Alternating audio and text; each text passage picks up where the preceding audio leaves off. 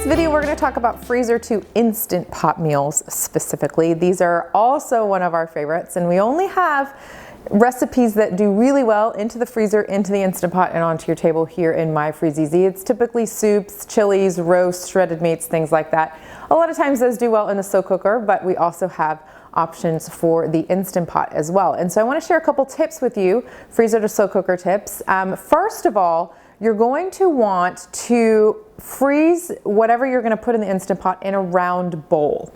A bowl that's smaller, slightly smaller than your Instant Pot. So depending on if you have a 5-quart, 6-quart, 8-quart Instant Pot, you'll want to get a bowl, and then you put the baggie, the ingredients, and then you put the bowl in the freezer with your ingredients, because you want it to freeze round. Because if you freeze it flat in like a gallon size bag, that's going to be too wide to fit the ingredients into your Instant Pot. And just like with the slow cooker, you can cook mostly from frozen, so just partially thawed or mostly frozen.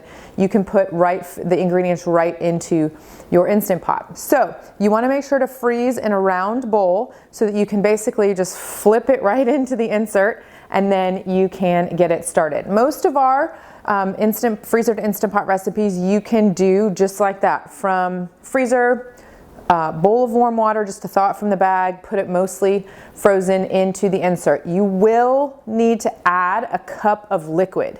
So that's going to be water, beef broth, chicken broth, depending on the recipe and depending on what you're making. So you need to add that water. Yes, there is liquid inside of the frozen ball of delicious, if you will. There is liquid in there, but the Instant Pot will not read that. You need to make sure that there's at least a cup of liquid in there for it to read. Now, because we're doing soups and chilies and roasts and things like that, that extra cup of liquid isn't really going to affect the end outcome of the recipe. Maybe you'll have a little bit extra sauce if you're doing shredded chicken or something like that. You can just strain it off. So we're going to go put it all into a bag in a bowl of water, freeze it all in the bowl, in the freezer till it's frozen. You can take the bowl out once it's frozen. Leave it in there, put it in a bowl of warm water. Once it's started to thaw a little bit, just literally loosen it from the bag and dump it right in frozen. Now, if the recipe says, let's say it's shredded chicken. This is an example. Shredded chicken. If the recipe says you need to cook it on manual high for 21 minutes. If you're cooking it from mostly frozen, I would add between 4 to 7 minutes of cook time.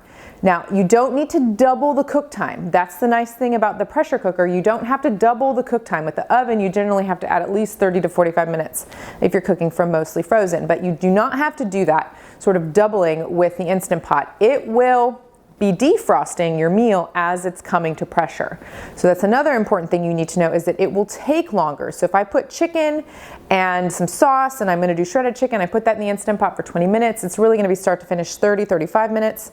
But when you do frozen, your come to pressure time is going to be longer. So the cook time needs to be a few minutes longer. Like I suggested with the chicken, 4 to 7 minutes. With the roast, it might be maybe an extra 10 minutes, but it doesn't need to double. But the come to pressure time will be longer. So you need to budget in that time for your planning of, if you want dinner on the table at 6 with chili that's in the freezer right now, it needs to be 5 o'clock. You put that in at 5 o'clock, it'll be ready and bubbling for your bowls at 6 o'clock. So you need to know that that chili cook time is 30 minutes, but the come to pressure time is going to be 25 to 30 minutes as well. So it's a lot longer than if you were just making the chili fresh.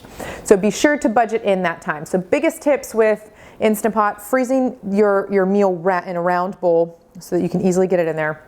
Making sure that you adjust the cooking time just slightly. You don't need to double it. Adjust it a little bit if you're cooking it from mostly frozen. If you're just putting a ball of chili frozen in there, you'll need to add a few minutes.